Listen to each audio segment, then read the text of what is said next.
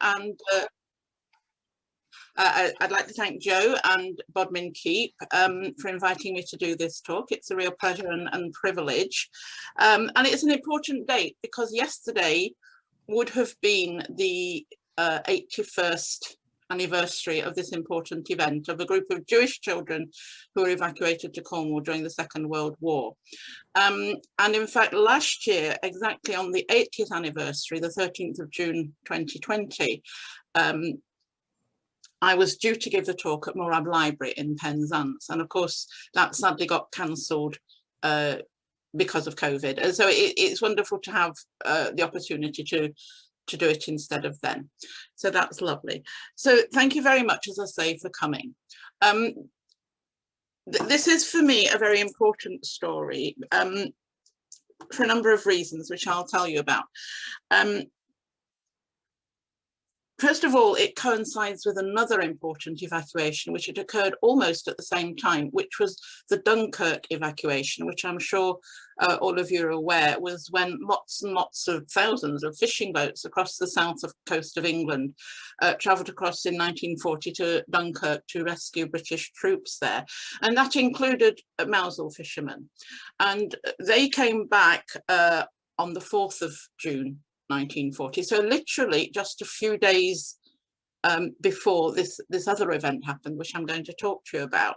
And so Mousehole, this remote fishing village right on the tip of Cornwall, on the tip of England, was already heavily involved in the war effort and was about to be involved in a bit more with what was about to happen. Now there were 1.5 million children were involved in the government evacuation scheme. So we're talking about a lot of children. And on top of that, there were 2 million children who were involved in private evacuations where their families arranged it. Those mostly went to relatives, but the 1.5 million children on the government scheme were sent literally to strangers, something which absolutely couldn't happen nowadays. Not all evacuation stories were happy ones. There were some stories of abuse and worse. And so it wasn't a happy time for some children, but some had very happy times with all the evacuations. And this particular one was a success. I'm not saying there weren't any sad stories here. There were one or two, but by and large, this was a very successful story. And for me, it's special, more so perhaps than others, or at least it is significant to me, for a couple of reasons. One is that the evacuee children and the host children were of a different race and religion. And secondly, these children were coming down to Cornwall, where they met with love and acceptance and safety. And yet there were Jewish children in Europe who suffered a very different fate. And in particular, my own Aunt Sonia, who was 14 years at the time and therefore about the same age as some of these children, she went on a train in the opposite direction to Auschwitz. I actually looked this up on the map, and when she went northeast to Auschwitz and these children came southwest to Cornwall, it literally was exactly the opposite direction. So I have in my mind this haunting image of children on trains going in different directions to very different fates. So then let me take you to the next slide, if I can do this. Right, here we are.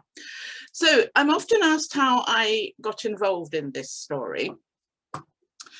And for a variety of reasons, I have been visiting this wonderful village of Mousehole since the 1950s, so a very, very long time. And now I live close to it in Penzance.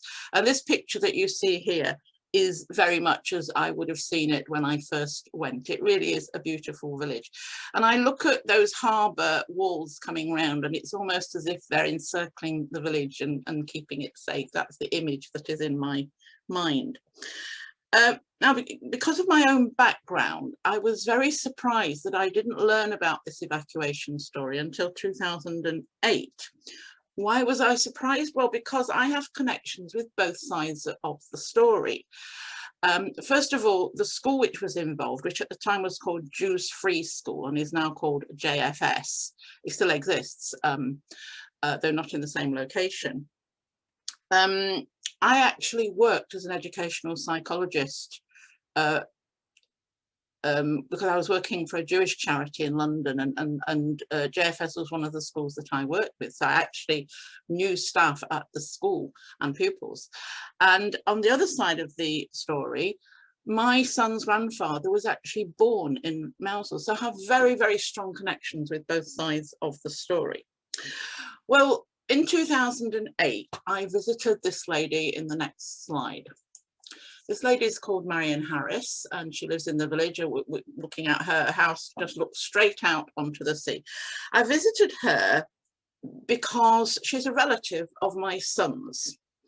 And it was my first time of meeting her, but I'd been told about her and that she might know something about the evacuation. So I went to visit her, and I was sitting in her front room overlooking the sea, and she went off to make a cup of tea, if I remember. And then I saw this photograph on her mantelpiece. Now, this photograph to me, even though by that time I had only just begun to get knowledge of Judaism and the Jewish faith, but to me it was fairly clear that this was a Jewish family, and I wondered what on earth a Jewish family was doing with a photograph on the mantelpiece of this Cornish fishing village. It seemed rather strange. So when Marion came back with the tea, of course I asked her about it, and that was when I learned about the evacuation, because she had had two of the evacuees staying with, well, the house that she's in was in at the time I spoke to her had belonged to her aunt, and her aunt had hosted two of the evacuees who Marion got to know very well. And she told me lots of stories about the evacuation in remarkable detail. She remembered all the tiny little details. And there was one particular story which really, really struck me as being very poignant. She said that one day in 1999, a gentleman had knocked on her door, and it turned out he was a former evacuee, and it was his first time of coming back to the village since 1940. And he said to Marianne, "I've been told that you know something about the evacuation. Do you remember the evacuation?" And Marion looked at this gentleman and she said, "You're not little Jackie Goldstein, are you?" And little Jackie Goldstein, now in his 70s, burst into tears. This had been one of the happiest times of his life, and he was so happy that somebody had remembered him. So that really struck me, that story. And I thought, you know what, I had retired by then, and I thought this would make a wonderful book. I was thinking of a little book, but by the time I'd finished it became quite a big book. So I set out to track down evacuees, and I tracked down many of them, including Jack Goldstein. Because of my knowledge of the village, I was able to interview a number of people in the village. Quite a lot of people in the village remembered the stories. And in fact, the story has become legendary in the village now. And I was able to obtain documents from Truro the County Council, and newspaper articles, and also something which really, really helped to illustrate the story. I came across photographs from the Jewish East End, which were published by a man called Ormis Shapiro, who has written lots of photographic books of the Jewish East End, and also a lady called Gerald Andrew, who was a remarkable photographer, very, very talented, and she lived in Mousehole during the war period, and she has some wonderful photographs, and so you'll see both of their photographs as we move on. So this one, in fact, is one of her photos, and it's the photograph that I used on the cover of the book.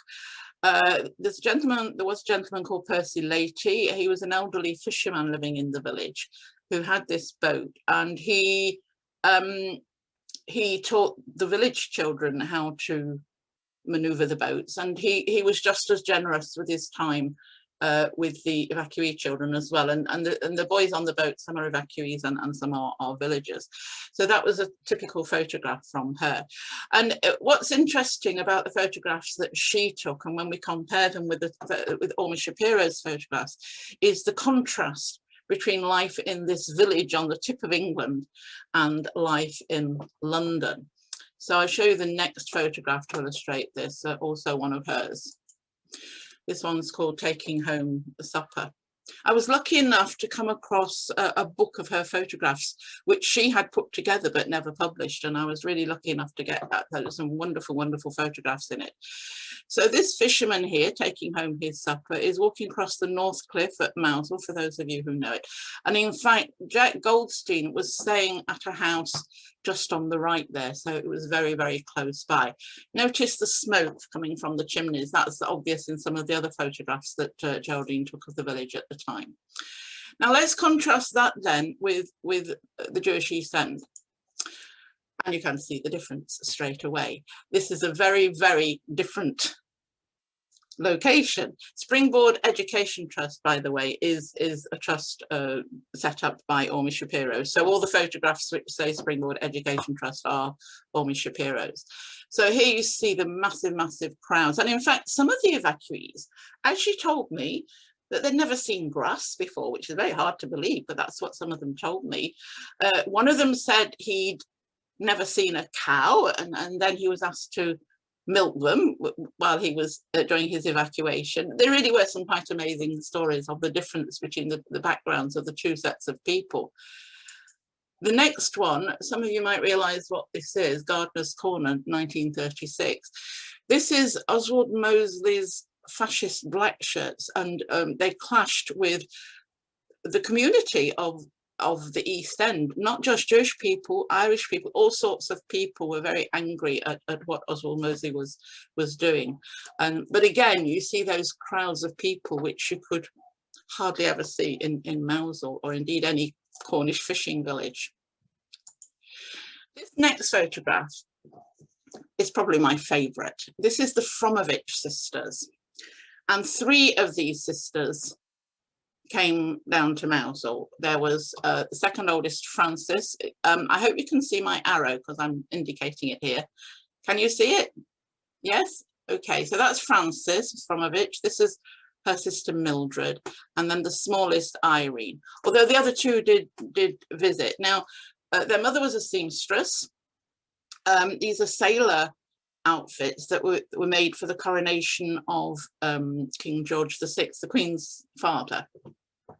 And you can see, I just love that photograph, it's wonderful. This is one of the entrances of Jews Free School, which was in Bell Lane at that time. It looks small here, but it was a massive, massive school.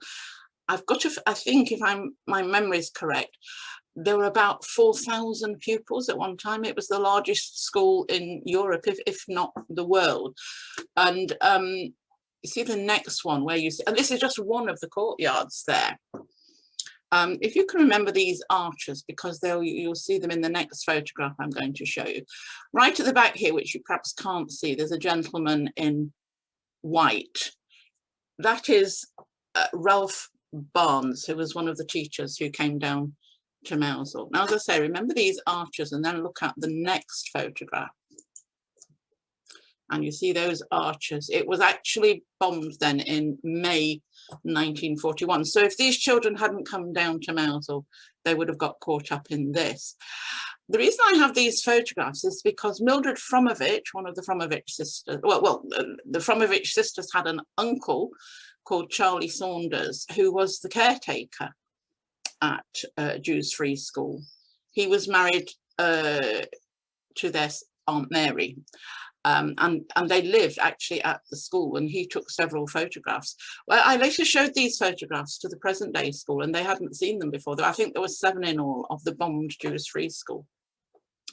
So that was what would have happened to them if they'd stayed. So then, right, now this school here, Robert Montefiore Senior School, is one of the schools in the Jewish East End with mainly Jewish children. And this photograph, it was the only one I could show of children being evacuated in London, but it's very, very typical of the sorts of scenes, because as far as I understand, when children were evacuated from schools, they had to walk to the station. I don't know if you can see this girl here. She looks very, very much like one of the children who came down to Mousehole. So I'm wondering if it's the same girl. It's a good moment to pause here and tell you a little bit about the evacuation scheme, to set it in context and to understand what this was all about, because as I say, this is something that couldn't have happened before. So during the 1930s, the government of Britain was aware that there could well be another war. And because of the experience of the First World War, and because they knew that the Germans were developing bombs, they started planning to evacuate children out of the major cities, London obviously, but also Manchester and Birmingham, and probably one or two other places, and to evacuate them to the countryside or to the coast. The plan was that children should travel in school units with their teachers, which meant that because the teachers were going on the evacuation, the schools were actually closed because they were to be evacuated. Although in fact, evacuation wasn't compulsory. In other words, parents weren't legally obliged to send their children on the evacuation scheme, although they were very much recommended to do so. However, billeting, which was the receiving or hosting of evacuees, was actually compulsory. People had to do it. And as I said earlier, it is very unlikely, well, it is impossible that such a thing could have happened now. So on the 1st of September 1939, which is 2 days before the Second World War was declared, but presumably the government knew it was about to be declared, lots of schools received letters to evacuate, and that included Jews Free School in London. And they were to be evacuated, and bearing in mind it was a very large school, they were to be evacuated with their teachers to Cambridgeshire, and they ended up in a place called Ely or Eli, I'm never quite sure how to pronounce it. And that school remained there throughout the war. However, during the first 6 months of the war, there's what we call the phony war, which, and what happened, or rather what didn't happen, nothing happened in the first 6 months. There were no bombs, nothing seemed to happen. And so a lot of children, not just Jewish children, all children who'd been evacuated, started drifting back home, where there were no schools open, because the teachers had to remain with the evacuated pupils who stayed. And I remember one of the evacuees who that had happened to, and he said, oh, he had a whale of a time because he was wandering around the streets of London doing whatever he wanted because there were no schools. And so the government had to have a rethink. I should mention that during that first evacuation, when a lot of children were evacuated at the beginning of the war, there were children who came down to Cornwall, but they only came down as far as St. Ives, which you all now know of if you didn't know before. It's been on the news in the last few days. Very beautiful part of Cornwall, and only about 8 miles from Penzance and Mousehole. So they only came as far as St. Ives that first time. So they weren't in the first wave of evacuees. There weren't any children who came down to Penzance and the rest of West Penwith, which is the tip of Cornwall. So the government realised it would have to make new preparations and re-evacuate these children. So lots of preparations were made, and then the local authorities were instructed, were given instructions about the numbers of children they were to take. So Cornwall Council held a meeting at County Hall in Truro, very memorable date, the 29th of February 1940, there was a meeting held in County Hall in Truro, and all the local councillors were called in and they were told how many children were coming to their area. Now, the whole of Cornwall was to receive over 28,000 children, and that's just Cornwall. I mean, it's just really quite a remarkable thing to suddenly have all these children coming down on trains to Cornwall. So over 28,000 children, and 2,500 were due to come to Penzance, and that did not include all the rest of West Penwith, where there were different parts. I couldn't read out the list, but I won't do that. So very large numbers were coming down here. So on the 13th of June 1940, I think there must have been more than one trains set out. The children again have to walk to the stations and were put on the trains, and there are lots of photographs in the archives of parents saying goodbye to their children. And off they went. And the children didn't know where they were going. The teachers only learnt at the very last minute. And I remember the daughter of one of the teachers telling me that when they were told the name Mousehole, they thought, what on earth is that name? Where on earth is that? So off they went down to Cornwall on the train, and the train, it was a very slow train. They set out very early in the morning, and the journey was very long. Once they got to Devon and Cornwall, they started offloading children on the way. So it was a logistically very complex exercise and very well organised. It must have been to be able to do that. So the children destined for Penzance and Mousehole, for those of you who are not from this area, Penzance is the very last station you can get to. Very iconic railway station. I love it. It's absolutely fantastic. So so they arrived at the Penzance station. Now, I just want to show you the next photograph. Another photograph, wonderful photograph by Gerald Andrew. St Michael's Mount and its own cloud. And this is wonderful because the cloud is the same shape as St Michael's Mount. Now, for those of you who know the area, when you're driving down the A30 and you're just coming to Penzance, suddenly St Michael's Mount comes into view. And then you pull into the station, or you pull into Penzance if you're driving. And bear in mind that most of these children had never seen the sea. And what I imagine must have happened, they were very, very tired. They'd been there all day and set out very, very early in the morning. But I imagine what must have happened is that they all rushed to the window on one side of the train to look at this wonderful thing. I mean, and lots of them described this as a fairy castle and all sorts of lovely names that they attached to this. I couldn't believe what they were seeing. Now, within a few days, this article appeared. I don't know whether you can see the title. It says, West Cornwall welcomes evacuees. And the whole of this page is devoted to the evacuation. The editor at the time was a man called H. Harvey Thomas. He was a First World War veteran, and he was very, very much in favour of evacuation, urged people to take children in. You can't obviously read that, so am I going to actually read you one or two snippets from here, because it really is quite remarkable what was written. So there's a section of this which says, London children arrive at Penzance. The scenes at the station. And here it goes. Never have such scenes been witnessed at Penzance station as occurred there on Thursday evening. Long, long before the train from London bearing the evacuee children was due to arrive, every available vantage point overlooking the station was crowded with spectators. One section, composed in the main of children, lined the cliff overlooking the arrival platform, waiting to give their visitors a welcome. Outside in the station approaches, great crowds had to be controlled by the police and traffic wardens. There was an air of expectancy about, a feeling of curiosity mingled with sympathy for these children sent so far from their own firesides. Inside the station, there were equally busy scenes. The mayor and mayoress were there with members of the town council and corporation officials.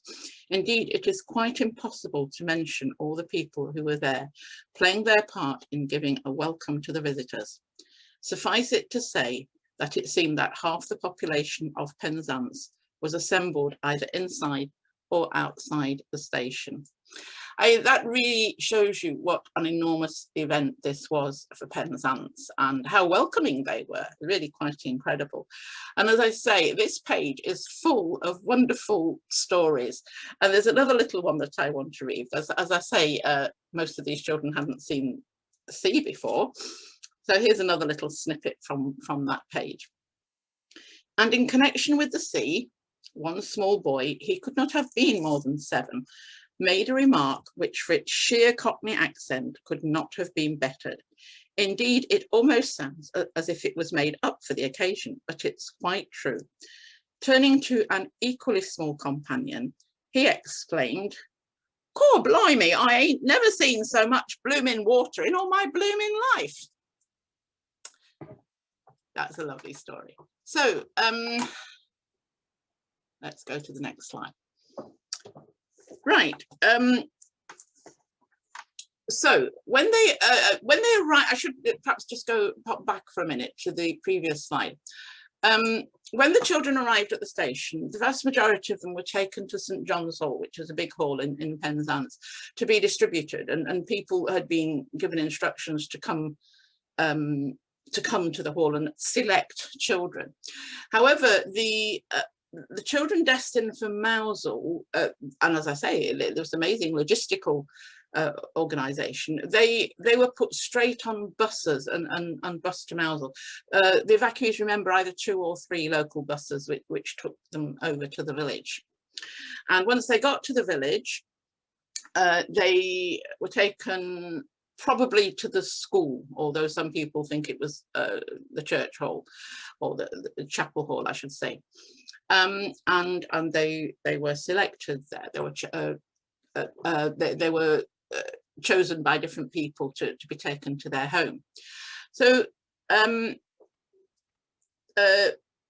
on just a second. Most of the children, and when I was interviewing the evacuees, I assumed that they'd all gone to, or they're all destined for Mousehole School, because that's where they'd been sent. But 1 or 2 of them told me that actually they'd gone to Poole Church School. Now, Poole, for those of you who don't know, is a very small village about half a mile inland from Mousehole, up the hill. And it had a school at this time. It doesn't anymore now. And just as I was finishing my research, I came across this logbook, and I was really surprised. So what it says here is, it says July the 1st that they admitted some children. Now, what's interesting about that is that's 2 weeks after the arrival. And what I learned from other sources is that the Mousehole children, who were probably fewer in number than the evacuee children, were given 2 weeks off school to show the children around, and so that they could mingle and get to know one another, which was a very thoughtful idea, I think. And then on July the 1st, this is what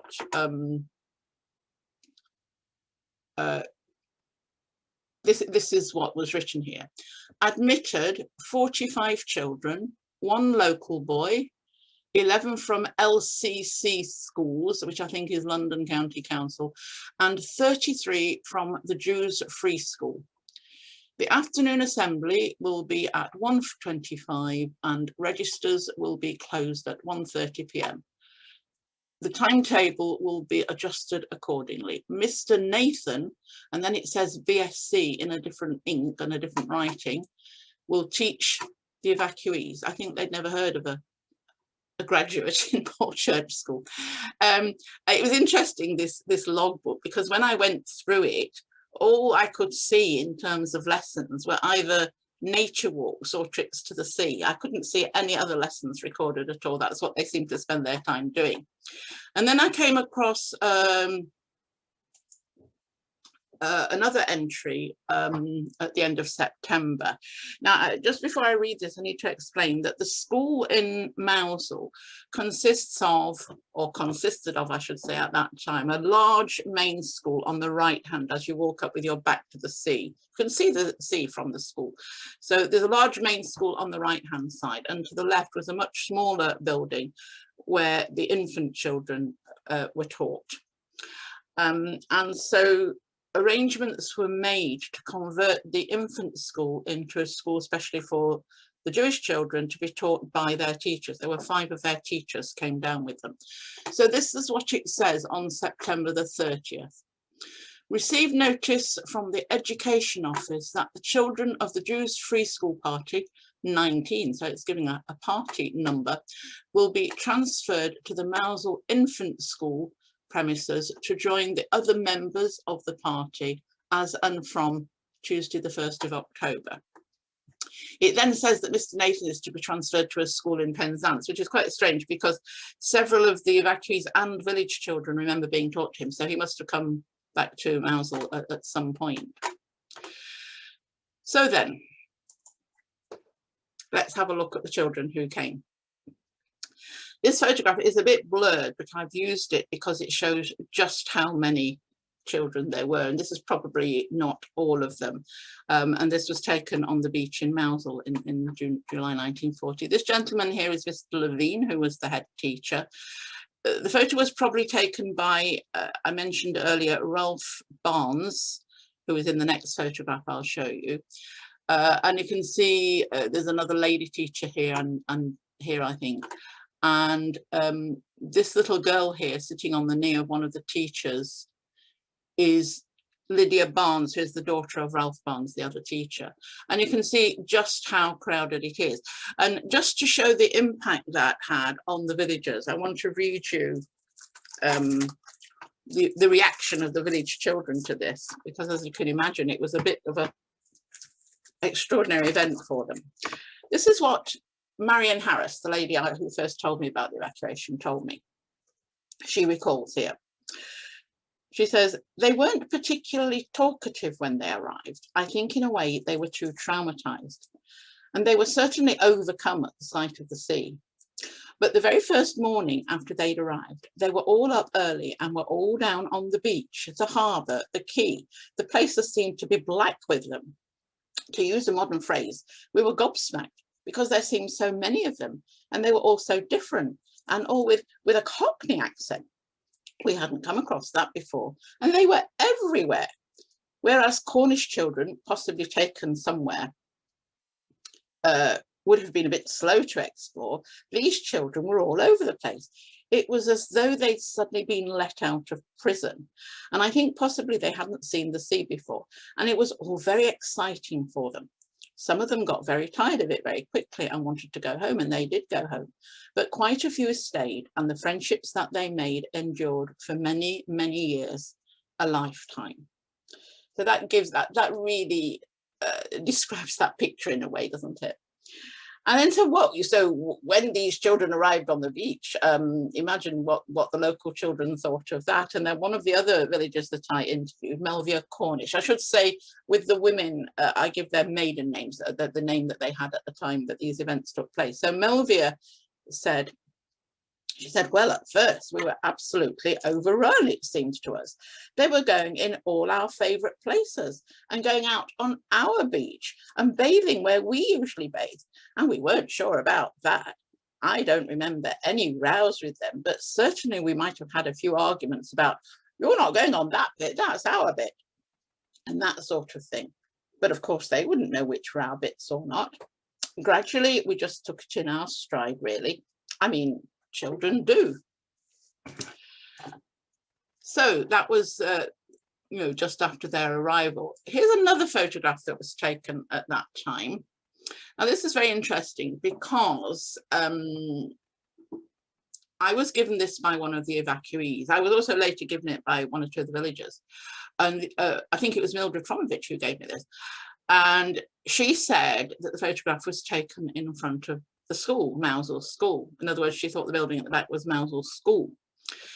But when I showed it to villagers, they said, that's not Mousehole School, that's Paul Pub.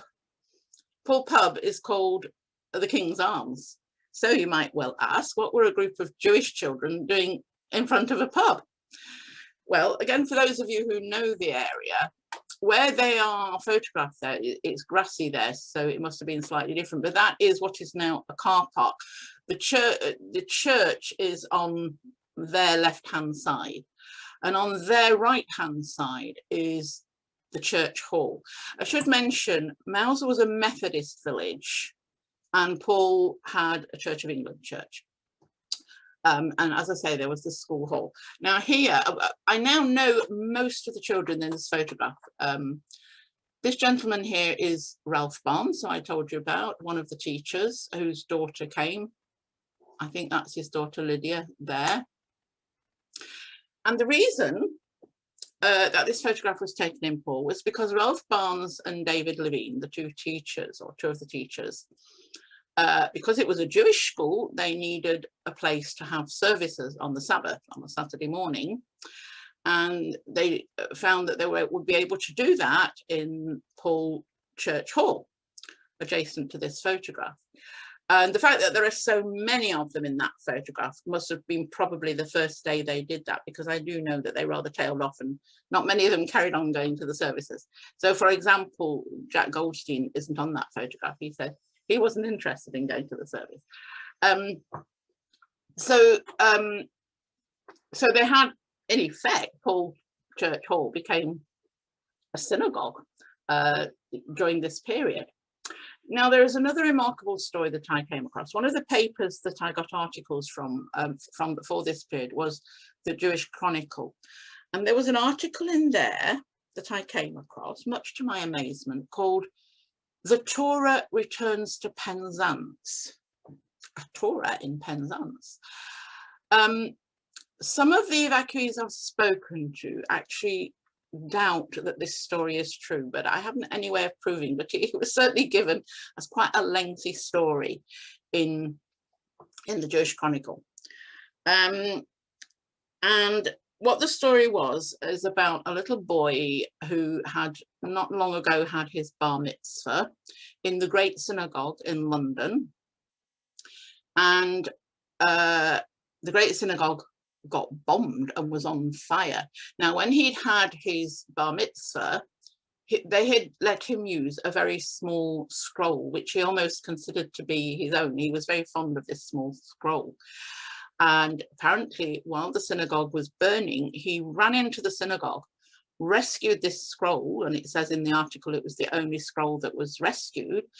And he came crawling out on his hands and knees, not allowing the scroll to touch the floor. So he saved the scroll. Now, at the same time, he lost all his family, so he became an orphan. And the authorities, the Jewish authorities at the time, didn't quite know what to do either with him or the scroll.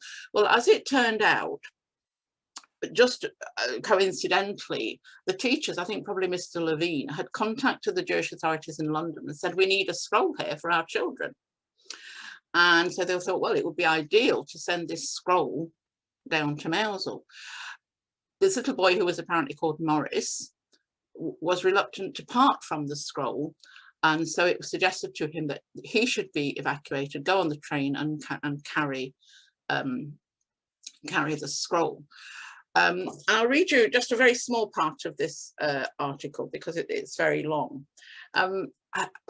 Nobody remembers this boy Morris, so I really, really don't know about this story, but it is fascinating all the same. So as I say, the article was called "The Torah Returns to Penzance," and then it said underneath of it, "Out of the midst of fire." And the first sentence in this article says, "There is a Torah today in Mousehole, only 5 miles from that spot called Land's End, where this island of Britain falls into the Atlantic Ocean." So they're actually talking about a Torah in Mousehole. Some of the boys do remember there being a Torah, but whether it was this one, I don't know. Then there's a long article about what happened with this. And then right at the end of the article, it says, when this little boy called Morris was on the train, "The whole way to Mousehole, Morris sat rigidly in his corner seat, the parcel held tightly in his hands. Only when it was safely in the newly made ark in the school in Mousehole did Morris utter a deep sigh, as if to say, 'I can breathe again at last.'" And apparently it was then, according to this story, used in a service on a particular holy day. So that really is a very remarkable story. I'd like to think it's true, but people, I don't know, why would they write a story like that in the Jewish Chronicle if it wasn't true? So, so I've said a lot about, I'd like to talk a little bit more detail about some of the children, both the evacuees and the villagers. Here we have a lady called Joan. She was that Joan Ladner then, Joan Richards now. She was an only child. She was only about 8 at the time. And her mother welcomed these 2 boys, Harold Lazewski and Daniel Frankel. She absolutely adored them. She thought of them as brothers, and she was devastated when they had to leave, which was such a shame for her. And she told me some lovely, lovely stories. So again, I'll read one of those to you. During the Blitz, which was later in the year, some of the families and older siblings or younger siblings came down to Mousehole, and the host, the villagers who were hosting evacuees very, very kindly and generously allowed them to stay during the Blitz. So in this household, in Joan's household, the mother of Harold came down and the younger sister of Daniel. And there's a real funny story here that Joan told me. She said, Lily Frankel, Dan's sister, and Mrs. Lazewski, Harold's mother, they came down in the Blitz. Mrs. Lazewski was rather a large lady, dear lady, and Lily was my height, a little soul. So mother and I shared a single bed because we only had 3 bedrooms. We had the single room. Dan and Harold had the front bedroom, and Lily and Mrs. Lazewski, they were in the 3rd bedroom, in the back bedroom, looking at the island, really. And then in the midst of it, they fell out. Now, when she was telling me this story, I said, you mean they fell out of bed? She said, no, they didn't fall out of bed. She said, they didn't like each other very much. They fell out in that sense. Well, Mum said, you've still got to sleep in the same bed. You better sleep back to back. And they did. They went to sleep back to back. And they were there for 6 months like that while the Blitz was going on. Lovely wartime story there. So who else have we got? Here in the middle is Ted Lebowski, now Ted Lee, one of the evacuees, and he stayed with the Harvey family. This is Mr. Harvey, Percy Harvey and his brother Bill, and I think the other boy is maybe their cousin. Interestingly, Ted Lebowski, or Ted Lee, gave me about 7 photographs, and again, the family hadn't seen these photographs, and when I interviewed Percy and told him about these, he was absolutely delighted to get these photographs from his childhood that he'd never seen, but you can see how well they got on. So that was a nice story. This is Frances Fromovich. You can see she was a beautiful girl. Frances actually fell in love with one of the villagers. He was called Edwin Madron. And I think they would dearly, I mean, they were only young, about 13 or so. They would dearly love to have married, but she knew that probably her parents wouldn't allow her, but it's something that she really wished had happened. And so she went back home. And very sadly, in the early 1950s, I think it was 1952, Edwin actually got killed in the harbour in a boating accident, which was very sad for the village and sad for her, of course. In her old age, Frances moved to Nottingham, which was where I was living at the time I was doing my research. I was able to visit her and meet her several times. She came to my home. We had a reunion in 2010, and which she had been hoping to go to, but very sadly she died just before my book was published, actually. I went to visit her in the hospital, and I think she knew she was dying and that she would miss what was going on. I showed her the proofs of the book and she was very, very happy to see them. And her consultant, I was chatting with him, and he told me that she said she was so sorry. She said, and I was going to be famous. She'd been so looking forward to being famous. But she was a lovely, lovely lady. This is Jack Goldstein on the beach with his mother. He came from a very, very poor family, and I think his mother only came down once, and she came on a bus. Somebody in London arranged for parents to come down on the bus. There was another family, actually, I'd forgotten to mention this. 2 boys, Cyril and Malcolm Hanover. Their father was a very, very famous grocer in the East End, who was very well known amongst celebrities, actually. He had lots of photographs of him with celebrities. And he arranged a Christmas concert and sent down entertainers. The first Christmas they were all there, and he also arranged buses to bring parents down, but Mrs. Goldstein was only able to come, I think, on one occasion, and poor Jack, he used to wait every time the bus came. He would wait, hoping that his mother was coming, but it was only this one occasion that she was able to get there. Now this is the Barnes family. So this is Ralph Barnes and his wife Jean, his daughter Lydia, and this is Pam. So Ralph Barnes came down on the train on the 13th of June with his wife Jean and Lydia. Jean was 5 months pregnant at the time, and Pamela was born in Mousehole. Ralph only stayed until Christmas because he was then called up, and in fact he spent the rest of the war fighting the war in different locations around the world, although he must have returned briefly in 1942 and the family must have gone up to see him. But Jean and the two girls stayed in Mousehole the whole of the war. Pamela was basically born and brought up a little Mousehole girl. She absolutely loved it and she still loves it. So that was a remarkable story for them. We'll see a little bit more of them later, I think. Right, going back to some of the photographs from Gerald Andrew, what did these children get up to? Well, what you can see here is a couple of boys just gazing over the harbour. And this is a lot of the younger boys, you know, around about 10, 11, that kind of age, just loved hanging around the harbour. Interestingly, look at these two boys. One's got a cloth cap on, and they've both got hobnail boots, which means they're likely to have been village children. Again, look at the smoke over the chimneys, which doesn't happen now. The next photograph, if I can find it, here we are.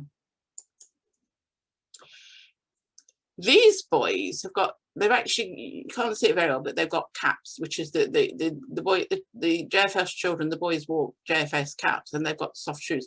So these are almost certainly evacuee children. I think it's very, very likely that one of them is Jack Goldstein, because he literally lived a matter of yards away from this part of the harbour. So yes, the boys loved hanging around the harbour, the younger boys. The younger girls, the little girls, tended to play on the beach, playing houses and all sorts of things like that. The older children, the 12 and 13-year-olds, they often used to go on long walks to Land's End, which I think, I mean, it said in that article it's 5 miles. I think it's more like 8 miles, but it was a walkable distance. Just to again read you another quote here about those walks. This is from Vera Goldstein. She was the older sister of Jack Goldstein, who was also staying in the village. And this is what Vera said about their walks to Land's End. She said, when we went to Land's End, oh, it was wonderful. I couldn't believe it. People said, that's the last piece of England till you get to America. It was all so vast. The sea was so vast. It was so totally different to what we were used to in London, where we were all sort of packed together like sardines, no fresh air.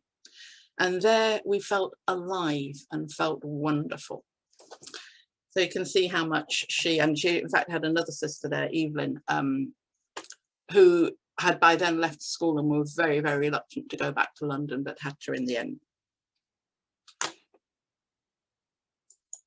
Another thing that the boys did was they were often allowed to play on the boats, and they were allowed to, you know, they were often taught, I think I said earlier, Percy Lady had a boat and he would teach the children to sail and to row and so on. What is happening here is that the person there is doing something called sculling. And when I showed this particular picture to a group of Mousehole people, one of them said, well, that's an evacuee because he's not sculling properly. I learned a lot from the villagers when I showed them photographs. It's really quite interesting. So yes, as I say, a lot of the boys would spend time on the boats. And although I've talked about everybody getting on fine, you can imagine that between the boys in particular, there are often skirmishes and so on. Nothing like the sorts of things you hear of today, but they did sometimes get into skirmishes. And one of those was described by Ted Lebowski. And he said, well, I was once out on the boat in the harbour, and another village boy in another boat barged into me, sort of mucking around. And then when we got off the boat, he wanted to fight, and he was about a head and shoulders taller than me. He thought he was a lot bigger than me, and he thought he'd get away with it. And we had a fight, and he hit me in the eye, and I jumped on him and pulled him down on the floor, and I was going to bash him on the floor, and someone stopped us. Now, when Ted was telling me this story, he was almost punching as he told it. He was really reliving his childhood experience, and he told it in a sort of childhood voice. And I found this a lot with the evacuees in particular, even more so than the villagers. I mean, I can remember a lot of them when they were telling me stories, they would lean back in their chair with a smile on their face and their eyes closed as they told certain stories. It was a lovely way of them re-experiencing what had happened in their childhood. But of course, all good things come to an end. Oh no, before I tell you about that, let me tell you about this. Yes, this is a very interesting picture. This lady called Steph Haxton, who drew this, is a very talented artist and historian who lives locally. Now, what I've said here is Francis Fromovich puts a spell on Farmer Matthew's cow. So Francis seemed to feature a lot in the stories. Now, when they were being selected on the first day, because there were 3 of them in the family and they'd been hoping to be chosen together, most people couldn't take in 3 children. So by the time her 2 sisters were chosen, she was left on her own. And Farmer Matthew, there was actually a farmer with a cow in the village at that time, there isn't now. But Farmer Matthew came up to her and grumbled that he had wanted to have a boy, but said, oh, I suppose I'll have you then. And she was very annoyed about this. And so she decided to punish him. She was going to put a spell on him. And she told me this story, that when she put the spell on the cow escaped and ran down into the harbour and then ran out to sea through the harbour walls, and the tide must have been out, I think, and then they had to send out a boat to bring this cow back. Now, I thought this was a bit of an unlikely story, so I thought, well, the only way to check it out is to see if any of the villagers remembered it. Well, to my amazement, 3 of the villagers remembered this story, maybe slightly different versions, but certainly it happened. And Marion Harris was one of the people who remembered it. She was in her upstairs bedroom looking out over the harbour when it happened, and she said, to all intents and purposes, it looked as if this cow was trying to get to St Michael's Mount on the other side. And there's another funny story as well depicted in this sketch. Now, Arnold and Morris, their surname at the time was Podguzzer. They were the only children who we could perhaps call posh. They'd come from a better off family than some of the other children. And so they'd been put with a posh family. I think it was not a villager, somebody who'd come into the village, quite a wealthy person up at Penley Point. And they would even been given a nanny because they might have had one at home. And so they played like all the other children played, obviously. Now, opposite the house where they were staying at Penley Point, which is at the top end of the village, when you're coming out of the village, on the other side of the road was a hut, and unbeknown to them, this hut stored dynamite. I was told at one point why this hut was storing dynamite, but I can't quite remember. They didn't know that, of course, and they were playing with matches in front of this hut, and the grass caught fire, and instead of trying to get the fire out, they ran off home without doing anything about it. And they told the nanny, and she realized, I think she knew about the dynamite, so she dashed out and put the fire out and told them not to tell anybody about it. So Arnold and Morris, the 2 posh boys, nearly blew up the village, which was reminiscent of what happened in 1595 when the Spaniards came and destroyed the whole village. So luckily that didn't happen. Anyway, as I say, all good things come to an end. So what happened was that the school, the actual Jews-free school, Mousehole, closed in December 1941. The reason for that, so it had opened in October the 1st, 1940, and then had to close at the end. of 1941. The reason for that is because by then a lot of the children had left because they'd reached school leaving age of 14. And so they went back to London. So there weren't all that many children left. Now, I remember having a conversation with people at the present JFS, and they hadn't believed this story about Mousehole until I was able to show this document. So this was the Mousehole School Admission Register from January 1942. So here you've got a number of names which you probably can't see, but for example, the first name there, the second name is Irene Fromovich, and the third is Mildred Fromovich. And in this column here, it says name of last school. Well, for the name of last school, it says Jews Free Mousehole. So this is the proof that Jews Free School Mousehole actually existed. They were really astonished at the present JFS that this is the case. And so there were all these children. So what happened was they transferred to the main school and basically became part of the village school and were taught with the villagers. And there was a previous page with I think there are about 30 of them altogether who remained. And some of them remained until the end of the war, especially the ones who'd gone there very young. There are some 5- and 6-year-olds who had gone and they just remained at that school throughout the war. Which was, you know, quite something for them. So, as I say, in the case of Pamela Barnes, she basically became a village girl. So, yes, and what I wanted to say as well about Jews Free School Mousehole, it actually became quite well known. And there were quite a few newspaper articles in the local papers about it. So, for example, some of the boys, before they left in December 1941, were part of a football team with the village boys. And so there was a football team called JFS Mousehole football team, and they played in matches in the county, and they won some matches. And one of the boys, Cyril Hanover, who I mentioned, whose father was a famous grocer, he got mentioned and he was very, very proud. He actually showed me that he kept the newspaper clipping of the goals that he'd scored and him being praised in the local paper. So here's a very, very big contrast. What would have happened to these children if we had been invaded by Hitler? What might have happened to them is what happened to my aunt. This is an entry about my aunt, who is called Sonia Smetana, on Yad Vashem, which is the memorial site in Israel, which records all the people who died in the Holocaust. And she went on Transport 27 from Drancy, which was a camp just outside Paris. And she went on a train to Auschwitz on the 2nd of September 1942. And as it said, victim status, end of World War II, perished. So there you are, that's the contrast for me. And it's an enormous contrast because, as I said earlier, I have this haunting image of children going on trains in opposite directions to different fates. And I think that document shows that contrast very, very starkly. And that's what, for me, makes this a very, very poignant story.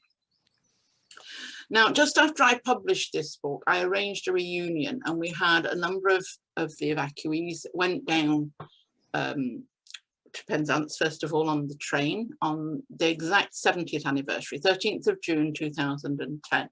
And we had several days of different events, and it was wonderful. I remember some of the villagers telling me that the village was absolutely buzzing with it.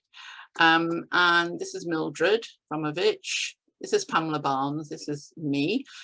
These two, the Posner sisters, they were on the photograph right at the beginning. I can't go back to it, it's too far, but when I gave a talk at Penley House, and when I was talking to the audience, I sat the evacuees facing the audience, so the audience could ask them questions. And they, on the photograph of the one taken at Paul Church, they're in the corner. Take a look at it sometime. And somebody in the audience called out, "You're a lot better looking now than you were then," which was quite a funny comment to make. This is at the back here is, sadly she's died recently, Shirley Spillman as she was. But she stayed where the the newsagent now, which is also a grocer right on the harbour front there, she stayed there throughout the war, and she remained in touch with the families. And so there are people in Mousehole now who were in touch with her till her death. So that was a very, very special visit that we had on the 70th anniversary. And last photograph. So after this event, after the reunion, we had a collection and bought a menorah. This is a very large menorah, about 2 foot tall, to present to the villagers to thank them. And at the side here, this is the inscription that's on them. You can see the base. There are several steps. And on the top step is this. There is an inscription in Hebrew which says, "Open to us the gates of mercy," and then it's thanking the villagers for all that they did. I just want to give you the history of this Hebrew sentence. There used to be a Jewish community in Penzance throughout the 19th century, and there was a synagogue which closed very, very early on in the 20th century, and it then belonged to 1 or 2 religious groups right until the 80s, when it was bought by the Star Inn on Market Jew Street in Penzance, and it became trashed basically. But one of the people who'd attended the church that was using the synagogue remembered that there was a plaque on the wall which had this inscription in Hebrew, "Open to us the gates of mercy." And he knew that the synagogue was being trashed, and he went rushing there and found this plaque on the skip, and he rescued it, and it's actually up in his house now. But I thought, because of what it translates into in English, that was a very appropriate thing to be written on this gift to the village. And so this has pride of place in St Clement's Chapel, and it gets loaned out. I know that Paul Church has borrowed it several times, so they do value this gift that was given to them. So to finish off, I want to do one final reading. I had a lot of thoughts about why was it that this particular evacuation was so successful, when we were talking about people from such very, very different backgrounds. And this was the conclusion that I came to. Despite their outward differences, there were many respects in which the villagers and evacuees were quite similar. For both communities, religious and family life were closely intertwined, and a high value was placed on children and the elderly. Connected with their respective religions, there was for both a rhythm to each day, each week, and each season throughout the year. And perhaps most significantly, both communities also had suffered in their very different ways significant tragedy and loss. As a consequence, there was on both sides a recognition of the preciousness of human life, and a raw earthiness and sense of humour developed to help them cope. As so aptly expressed by Jack Goldstein, he said, "The people who lived in Mousehole were naturally like they were. They didn't put on no airs and graces for us, or didn't pretend nothing, just like us." In this respect, it seems almost that the people of Mousehole unconsciously recognised in the evacuees and their families a kindred spirit, making it easy for them to be accepted as part of the village. This story, then, is a triumph of the human spirit, and one which holds many lessons for today's divided world. Thank you for listening.